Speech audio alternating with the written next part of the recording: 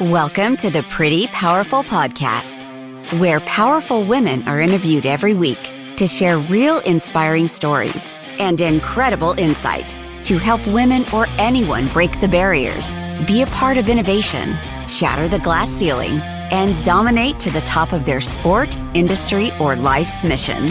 Join us as we celebrate exceptional women and step into our power. And now, here's your host, Angela Gennari. Thank you for joining me today. My name is Angela Gennari, and I am the host of the Pretty Powerful Podcast. Today, I am speaking with Anna Runyan. Anna is the creator of Class, the Love Your Work and Life System, and CEO of Classy Career Girl International. Thank you so much for joining us, Anna. I am excited to be here. Thank you. So she is the former corporate consultant turned entrepreneur, and her website was picked as one of Forbes' top 100 websites for women and one of Forbes' 35 most influential career sites. That's amazing. I love that. Mm-hmm. She's been featured on Fox, The Wall Street Journal, and People's Style Watch magazine. Anna was nominated as San Diego Magazine's Woman of the Year, and her podcast was named as Yahoo's 10 Best Podcasts. She helps millions of women design and launch their dream careers, businesses, and lives through her website, online courses, and social media channels. Prior to founding Classy Career Girl in 2010, Anna worked for Booz Allen Hamilton, where she spent 8 years managing a client delivery team and managed a $75 million annual U.S. Navy budget. She was certified adjunct instructor at Booz Allen Hamilton and a professor of management at DeVry University. She received her MBA from University of California, San Diego, and currently lives in Wisconsin with her husband and 3 daughters. So thank you for being here. Impressive resume. Am I hired? Yes. So tell me what got you started with Classy Career Girl, because this is so interesting. And I love the fact that you are helping women to find their dream careers. So yes. what inspired you to get started? So I was in a career, I was doing finance in my career at Booz Allen Hamilton. I spent 8 years there, and it was one of those skills I had, finance, but I didn't enjoy it. So I found myself really stuck, and I found like I had this like creative side that was not getting out in my job. Yes. And so what happened is I was going to business school at night and I was working a day job. I was very busy. And I had a break from business school. So I had a little extra time on my hands, and I decided to start a blog and kind of start sharing what I was learning in my day job, what I wish I would have known. I worked in a male-dominated field. And so I just wanted to like share what I was learning with other women so that they wouldn't make the same mistakes that I was making and I had learned over the years. And that's where this little blog started. It did not start it to be a business whatsoever. I had no idea what was coming my way or that I would be doing speaking or anything like that. But it really was just pursuing a passion on the side of my day job and pursuing something I enjoyed, writing and helping other women. And so it's kind of just started on the side and as a side hustle and just doing something that I really enjoyed on the side. That's amazing. I love it. So, I love it when the things that you use as your like passion project, your distraction from, what you're doing on a day-to-day becomes what you actually do in real life. And that makes such a difference in just your state of mind and your state of being. So that's amazing that you followed that passion and created a career out of it. So Classy Career Girl really kind of focuses on helping women find their dream careers. How does that happen? Do you start with, how do you help people figure out what that might be and then transition into making it a full-time career?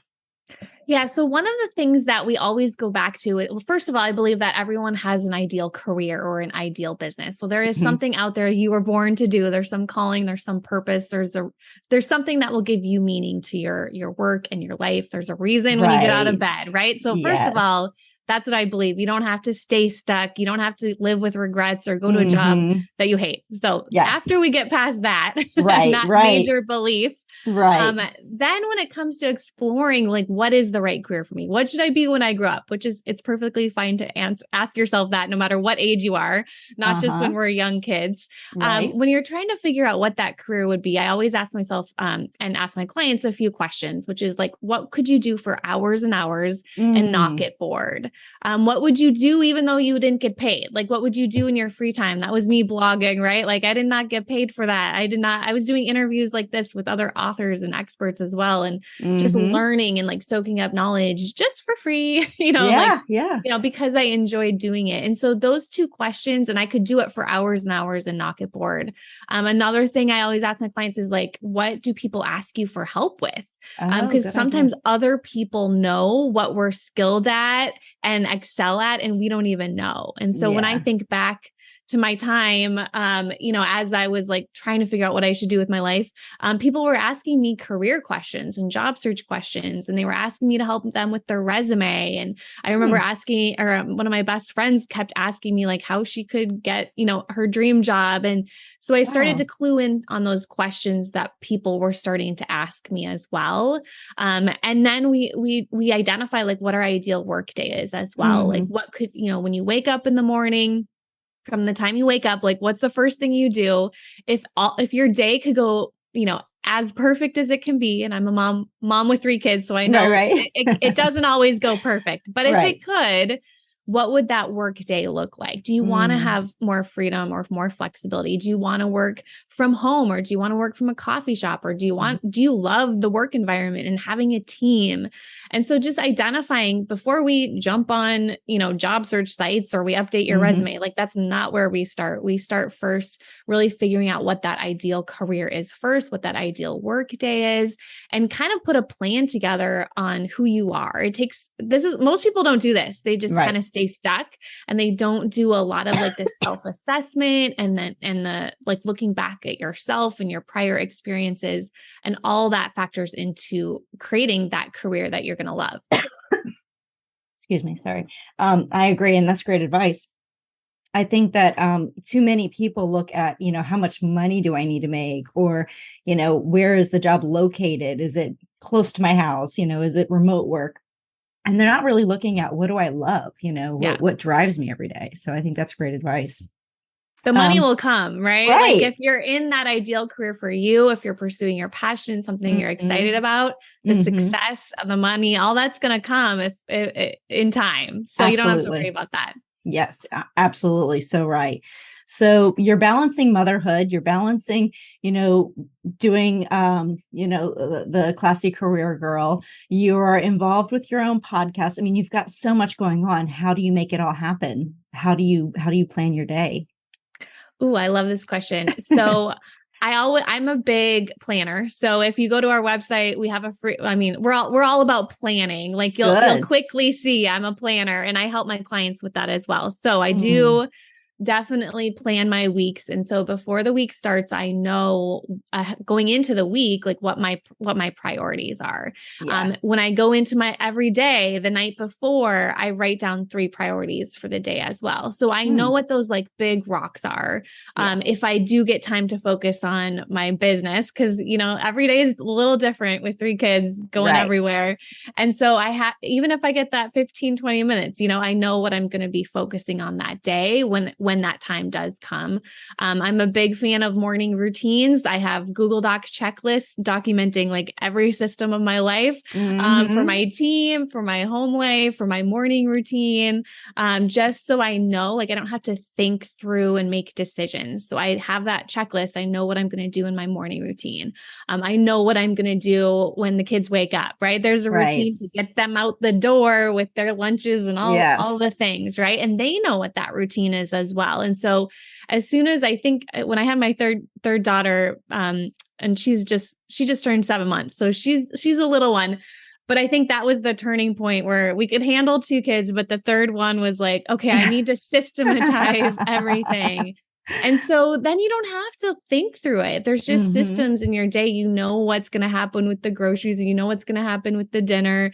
You know, and you don't have to actually like think about it or even plan it because it's like the same each week. We eat the same dinner every week. Okay. On Mondays, it's the same thing, right? Like there's nothing fancy. We order the same thing every week at the grocery store. And so I think before I used to try and plan it out, plan these meals, new meals every night and all that stuff. And so I've gotten less fancy as we've gone.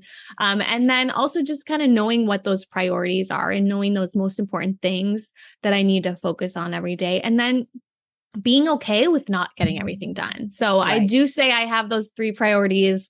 If I get one done, I'm happy. Yeah. Oh yeah. I do, because I moved my business forward. I moved something big forward.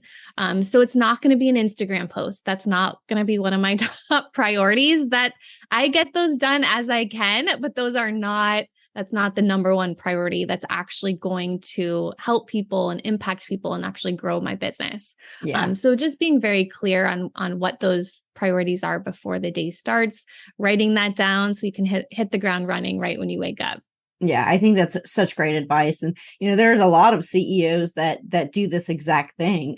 Even Mark Zuckerberg, CEO of Facebook, he's got a lot on his plate and a huge team to run and massive amount of responsibilities, but he wears the same thing every day. And he said his closet pretty much all looks the same because he doesn't want to have to think about what to wear in the morning. Like it's the same thing. And a lot of CEOs have kind of gone down that path. They neutralize their wardrobe so that it's not a deciding factor. It doesn't take them long to make those decisions because they want to save that, those brain cells, those thoughts, those decision-making processes for things that matter and are going to move the needle in their business and not the things that aren't moving the needle, And so for family, I think it comes down to, do your kids feel seen, valued, and loved? And if that's the case, they don't care what they're having for dinner, right? And they don't care that it's, that there's this routine, and that structure actually helps them thrive because it allows them to also, have fun in these segments, but count on,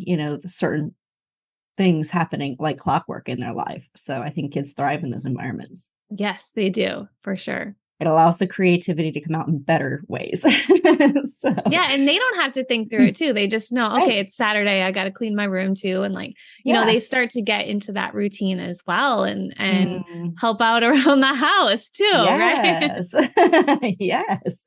That's awesome. So what advice would you give to somebody who is putting together a resume, who's been out of the job force for a little while, who's saying, I don't really know what my dream job is. I don't really know where I want to go with this. And so what advice would you give to someone who either has been at home with, their children, or taking a break to pursue some education, or taking a break to care for an elderly parent? What advice would you give someone who's re-entering the workforce?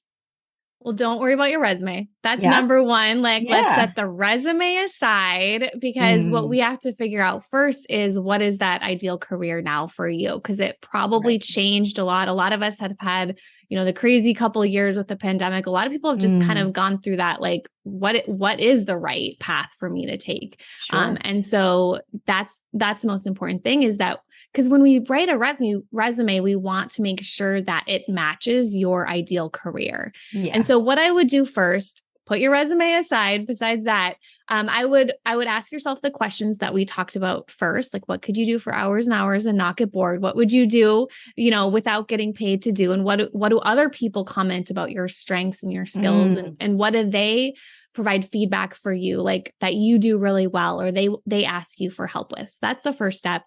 And then we want to start networking. We want to start doing informational interviews. And so what I always say is just brainstorm first that ideal work day. In an ideal work day, what would that look like? Write that down, start to visualize that, create a vision board if you want to. Right. And then we want to write down all the ideal career targets. Yeah. So those would be like awesome careers that you would love to have, that your role models have, that you would love to have someday. Often when we start just online job searching or resume updating, we start to just kind of look at, okay, I have the skills for this. Let me just kind of apply to this job. And we get in this routine of getting stuck over and over and over again.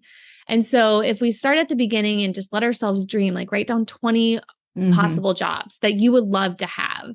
And we start to kind of narrow those down. And then we start to do informational interviews with people who have those jobs. And so what that is, it's like a 15-minute coffee chat. It could be over coffee in person. It could be a Zoom, a Zoom coffee chat. But basically you're emailing and contacting maybe on LinkedIn, someone who is in a career that you want to have someday, asking for 15 minutes of their time and just asking them questions, coming prepared, giving your little elevator pitch, but you're going to stand out just by doing that because a lot of people aren't doing that. And so you're going to be prepared. You're going to ask the questions. I did this when I was in college and I interviewed a lawyer because I thought I wanted to be a lawyer. And after that interview, I was like, I don't want to be a lawyer. And so think of how much money I saved, think how much time I saved, studying I saved, all that stuff. I like threw the LSAT book out the window because I wasn't going down that path. And so that's the benefit of just identifying, like, is this the right career field for me first? Those will also lead to referrals. When I was doing a lot of informational interviews, I was getting referrals because people, they wanted to introduce me to other people. They wanted to introduce me to their company. They wanted me to get hired in their company because I was presenting myself really well to them and by being prepared and giving them that elevator pitch. And then you just kind of discover, you start to narrow down that 20, go from that list of 20 to the list of 10, all while you're still networking. You can be going to networking events. You can start to listen to podcasts in those career fields. And as you start to talk to people and learn more, it's going to get clearer and clearer, the path and the direction that you should go. You'll probably, I always say, ideally we get to like 3, and then then we can start to create a resume that targets that ideal career. And then you're going to have a much better resume. You're going to know the keywords that need to be on there. And you're going to be able to wow the interviews as well, because you've done all this work and this research and you've talked to people. You're going to stand out in that interview and be so much more confident. You're going to show your passion in that interview. And that's how my clients get their jobs, following that process. Yeah. And, I think there's so much value in that, because doing the work ahead of time just gives you an edge, because so many people, it's become so easy to submit a resume for every job. Right. And so I own a staffing company and we do a lot of hiring. And so it's frustrating because, you see people who you're like, okay, today I want to hire for a salesperson. And you look at the resume and the resume has nothing to do with sales and there's no why. Like, if you can give me your why, if I know why you're applying for this job, and then it wasn't just I just ticked a box and now I sent the resume off, because it's become so easy. They can mass apply for jobs. And so you can't figure out whether or not somebody is serious. Like, I've reached out to people and said, hey, thanks for applying. And they're like, oh, what job is this for? What was this for? Like, and it's like the most insulting thing somebody can say, because like, I've done my research on you. All I ask in return is that you've done your research on the job I'm advertising. And so, that becomes, it's a big thing. So having someone do the work, or at least provide their why. Like, if somebody wants to transition from, let's just say they spent several years in healthcare, got burnout, they want to move into corporate, sales or marketing or something like that, they have a passion for. Explain it, take the time to really explain to your future employer why you're making this transition, so that your resume doesn't just get tossed, when somebody looks at the resume and say, no relevant experience, gone. I would much rather have someone with 0 experience who has a real passion for what we're trying to do, versus a ton of experience and can't even remember which job this is that they applied for. I hope people are listening. You're like, this is gold for sure, especially coming from you. Because the next step is like identifying your dream company and researching it and having that list. And so, you just said it. If they don't know even who you are, and they have this long list and they're like, which job am I talking to? It's just like, it's so in a different pile. Yes, exactly.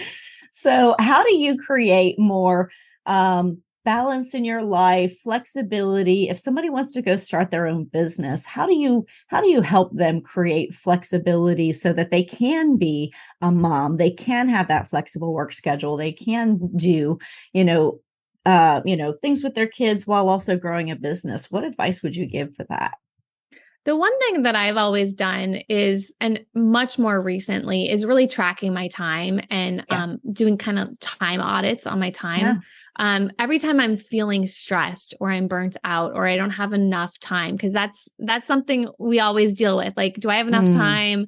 How am I going to do this? I know I struggled a lot with having the third. I'm like, how am I going to ever do this? Because I wanted to actually work less. Yeah. And so when you actually change your mindset to how can I still grow my business? How can I still launch that business while working less and actually give yourself less hours? I'm working less than I did when I started, much less. I don't have the time that I used to have. I have less time and I want to devote more of that time with my kids, especially we're recording this in the summer. Like I want to have summers off with my kids.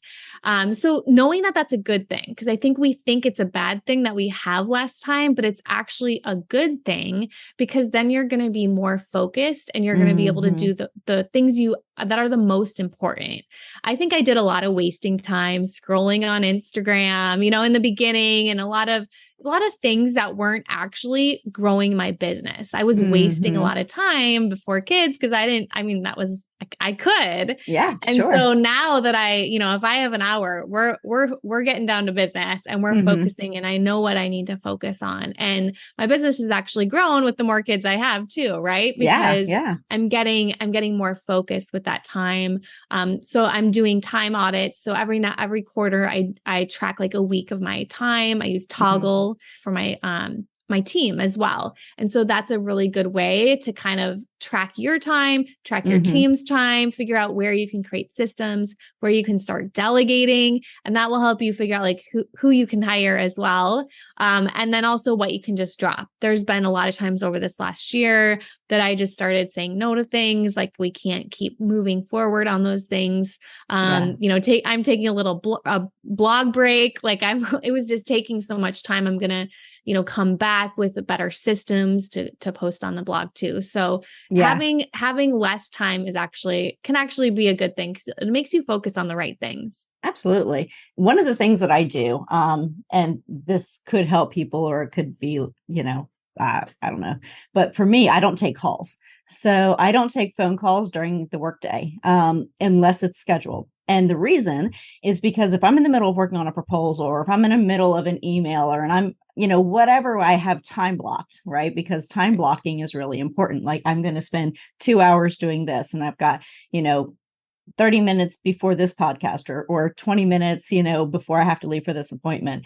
And you have to time block, what can I get done? Not just work on, but what can I get done in this amount of time? And so if I take a phone call, now it might be another, now I have to, whatever that phone call was, usually requires some sort of follow-up, or somebody's just calling because they're bored. They're not being productive. They're not being, focused in their work. And so they feel like they'll accomplish something by calling me.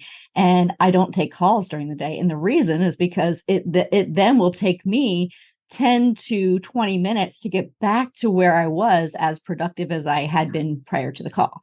And so for me, somebody who's calling me it's a very, this is going to sound really awful, but it's very selfish on their part of like, I need this answer right now and I need you to give it to me. So regardless of what you're doing, I need you to stop what you're doing and answer my call and answer my questions. I need you to focus on me. And so typically I'll tell people like, hey, if there's something you need to discuss, let's figure out a time that we can do that. Send me an email because I can go back and check the email when I have that block of time. And I can say, hey, next Thursday at 1:00 works great for me. Let's have a conversation. But, as far as just picking up the phone in the middle of the day, rarely will I do that. And it's gotten to the point where even like my office manager will say, I'll be sitting at the desk right, in the next office and I'll hear her say, she's on a call right now. Can I take a message? And literally I'm just shooting out emails because it really is a time waster, in my opinion, is that, that time that it takes you to get refocused on what you were doing prior to that call. So Yeah, and monitoring your day too, and where things come up that take you off that focus Yeah. too Yep. is usually a place where you can create a system. And I love that you have your assistant.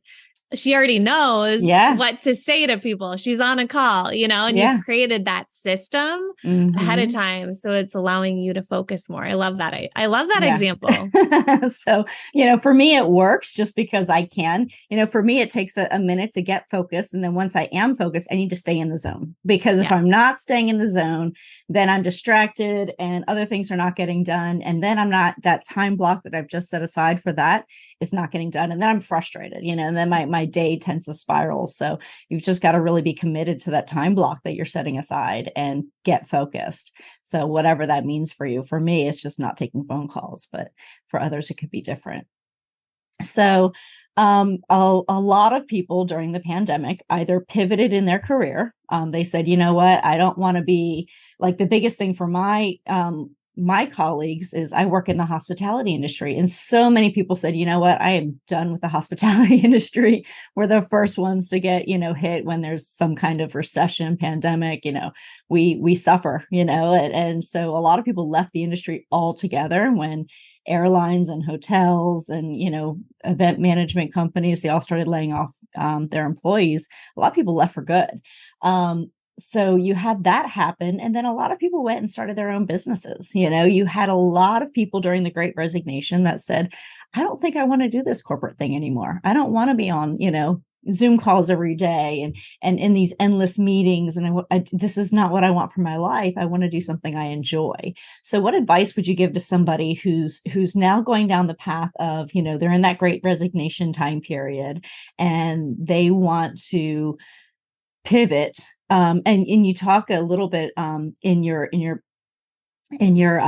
blog about saving up money and getting prepared for that next step. So what does that look like when somebody wants to really make a major life change and a career change? What does that look like? What kind of preparation will they need?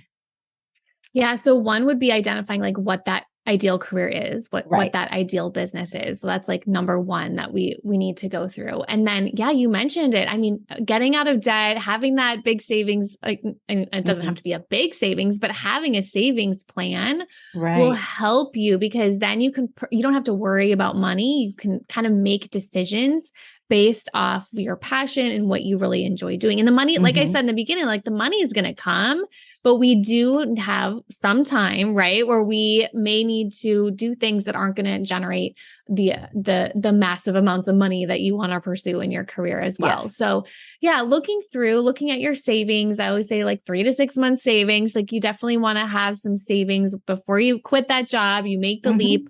Mhm. From my example, like I had built up that side hustle on the side so that I knew when I did make the leap, I had that audience. I had, people that were interested in my products and my Yeah. services. I just needed more time. So I'm Mhm. always going to recommend like work as long as you can at that job. I'm not a Yes. like, just go quit, because it really did benefit me to be working it on the side in the Mhm. nights, on the weekends. So I really got to the place where I like could not grow it anymore on my own. I had a virtual assistant who was in the Philippines, and so she was working on my business when I slept. And so I was kind of just doing everything that I could on the side of that day job, so that when I did quit, I was very confident. Obviously there was a lot of fear associated with quitting your nice fancy day job with a steady paycheck. Sure. But I had faith, and I knew that I could solve a problem. And so I think that for sure, if you want to start a business or even pursue another career, you have to figure out what that problem is that you know how to solve, and really know like who your ideal client is or who your ideal company is that you can solve that problem for. And if you're very confident in that, and if you know that your product works, which is what I Mhm. knew when I quit, I knew my product works. I knew what my passion was. I knew what my mission was. And so that will carry you through my why as well. You mentioned that in the beginning. That Mhm. was a really good point. Like if you know your why, it's going to be challenging, but that's going to carry you through those hard times as well. Yeah. And your clients and customers are going to be attracted to that passion and that why. And like, that's what's going to make you stand out from your competition as Mhm. well. And so having that in place and like, building that up on the side for me was really beneficial. but yeah, and then I love the like just kind of getting in a community of other people who are doing similar things as well. So if it's Absolutely. entrepreneurship, get in a community of entrepreneurs because not everyone thinks like us. Like Mm-hmm. it's an Mm-hmm. interesting we really need other entrepreneurs to support us and to help us because other people will think we're completely crazy for Absolutely. doing what we're doing. Yep. Like you are crazy. Like I don't know what you're doing. You're just Yeah. gonna I'm just gonna watch. And then, a few years later, they're like, wow, you did it. Yeah. Yeah. Well, And and so I agree with you. And you'll get the, maybe you should get a real job kind of yeah. comment a lot, right? So, yes. Exactly. And they don't really understand. Like I've had to explain to people, no, I pay, I have a paycheck from Yeah. my company. Right. It's like they can't understand that I actually I have a paycheck. My company pays me a paycheck. Yes. Like it's like any other company, Hmm. it pays for my retirement. It pays, Hmm. all the things like you can Yeah. build that. You can do Yes. that yourself too. Absolutely. Absolutely. So what or who inspires you? Mm. Lately, so I have two answers to that. One, my clients. So Mm. I have clients who've been with me for years. I run a membership, and so it's so fun to be able to have members that I get to watch their whole career Oh, progression. that's And so awesome. they inspire me because they just keep going. They're like not giving up, right? Like they get one dream job and now they want to start a business on the side, and they're just like keep Yeah. going after their goals and their dreams. And I run a career coach certification program too. So right now I'm in the midst of, helping these career coaches grow Hmm. their career coaching business and get That's their very first cool. client. And it's super Hmm. fun to watch. But then also the second part of who inspires me is my daughters, Oh, because they're so like creative and they don't care what people think. yeah. I think of I have an 8-year-old, a 4-year-old, and a 7-month-old, all girls. And my 8-year-old is just so artistic and so creative. And she just like she'll dance and she'll sing. And she was on the talent show and there were all these people watching. I'm like, I don't That's know if I could awesome. have done this. Like Yeah. she just doesn't care. Like she's just who she is. And that inspires me. Yes. And then my 4-year-old, I actually had to take her to the doctor this morning and she was in a tutu and had a princess crown. I And love she's it. just like herself, and this Hmm. is who I am. And like I think when we grow up, we kind of forget, like to Yes. just be ourselves and don't care what other Hmm. people think, Oh, I love it. I love it. Yeah, I say being authentic is a beautiful place to be. When you don't care about other people's opinions of you, you feel so much more freedom, and independence. You're independent of other people's thoughts. So I love that. So as women, we often give our power away. We might give our power to our husbands, to our kids, to our boss. We give our power away a lot as women because we're afraid to step into that power and take credit, or we let somebody take that from us. And so sometimes it's not giving up your power, it's letting somebody else take it from you. And it just could be some kind of underhanded comment or criticism. But tell me about a time that you maybe have, either stepped out of your power or let somebody take your power, or you've kind of given up that power. And then tell me about another time that you've stepped into it and what that difference was for you. I think the time that I think about is when I was growing up. I was always kind of treated as like the shy girl. I was like on the Yeah. quieter side, and I didn't actually realize until I took the Myers-Briggs assessment my first year in my corporate consulting job that there was actually a name for it. It was called an introvert, and there's Uh-huh. nothing wrong with being an introvert. And so I Nope. think for years I kind of felt bad that I was the shy girl. Like I wasn't the one to raise my hand in classes. And like, Yeah. I kind of just got a lot of comments like that I was shy. And I hate that now. Like if someone says that to my daughters, I'm like, no, like we're not going Yeah. there. Yeah.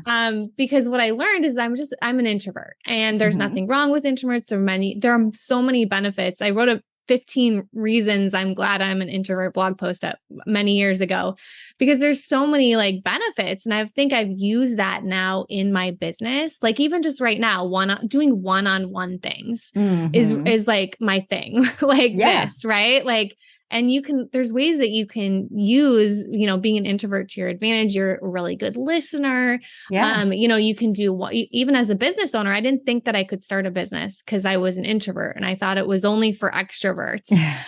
Because you had to be out networking and all those things too. So going back to informational interviews, that's the one-on-one. And that has always worked like really well for me. You don't have to go to a big networking event and talk to every single person there. When I go to a networking event, I just try and meet one person and then I'll just like hang out with that one person. I'll just talk to that one person. I'll get to know that one person. And if it turns into two, or if she introduces me to someone else, that's great.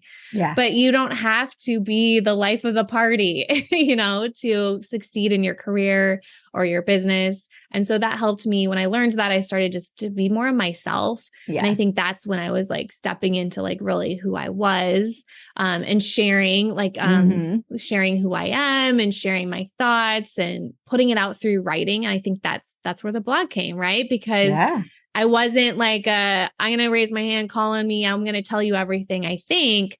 But when I started to learn that I'm a writer and I like to write my thoughts, and that's where things come out a lot more naturally, then I think that's when I really stepped into who I was.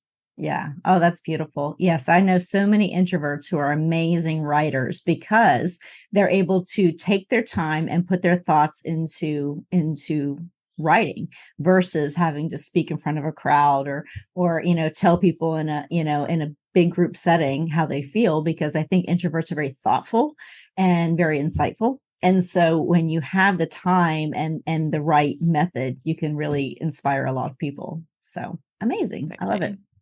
So what advice would you give to your 18-year-old self? This is a good one. I would say, do it for you. Don't do it for anyone else. And so really like paying attention to your intuition, your why, your voice, and then just knowing that it will work out. It's not going to work out if you try and do it for other people. I think I got into a career because I wanted to make other people happy and, kind of do things for other people. And once I started to do the career that I know I was born to do, and I did it for me and not trying to be like anyone else too. I mean, I don't think no one could create what I've created. No one could create what you've created. And I think there's all this, like, there's so many people on social media that you like kind of are following and seeing what they're doing. And I think that's a big mistake too, is just to try and do things like other people rather than just kind of put those blinders on, do what you're meant to do and follow your intuition and like kind of what speaks to you, what excites you too. When it comes to growing your business or marketing your business, we don't have to do Facebook Lives every day, right? Yeah. Like we do what feels natural to us. And that's how your clients are going to find you too. So yeah, just knowing who you are, and just being okay with that, not trying to be like anyone else. I love it. Absolutely great advice. All right. So last question. So what do you wish more people knew? That you don't have to stay stuck. Like it doesn't take a lot of time.